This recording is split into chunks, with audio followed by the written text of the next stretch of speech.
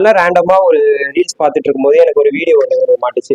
அது என்னன்னா, ஒரு நல்ல ஒரு அத்லட் ஒருத்தர் இருக்காரு. அவர் பிசிக்ஸ் சூப்பரா இருக்கு. ஒரு நேஷனல் லெவல் பாடி பில்டர் அந்த மாதிரி சொல்ற அளவுக்கு ஒரு பிசிக் வச்சிருக்காரு. ஸோ அவர் வந்து அந்த வீடியோல என்ன சொல்றாருன்னா, ஒரு 500 இருந்தா போதும் உங்களால நான் வச்சிருக்க மாதிரி உங்களுக்கும் உங்க ட்ரீம் பிசிக்கை அச்சீவ் பண்ண முடியும் அப்படின்னு சொன்னாரு. 500 வச்சு என்ன அச்சீவ் பண்ண முடியும்னு சொல்லிட்டு நான் அந்த வீடியோ ஃபுல்லா பார்த்தா தான் தெரியுது. அவர் ஒரு பிராண்டோட கிரியேட்டிவ் வந்து ப்ரமோஷன் பண்றாரு. சரி, ஓகே, நீங்க வந்து அந்த பிராண்டோட கிரியேட்டிவ் ப்ரமோஷன் பண்றீங்க, ஓகே, அது வேற மாதிரி நீங்க ப்ரமோஷன் பண்ணிருக்கலாம். ஸோ ஒரு உங்க ட்ரீம் பிசிக்கே உங்களால இது இருந்தாதான் கொண்டு வர முடியும்னு சொல்லிட்டு ஒரு கிரியேட்டினை வச்சு அவருக்கே நல்லா தெரியும் இந்த கிரியேட்டினை வச்சு இந்த நம்ம ட்ரீம் பிசிக்கை எப்படி கொண்டு வர முடியாதுன்னு சொல்லிட்டு தெரியும்.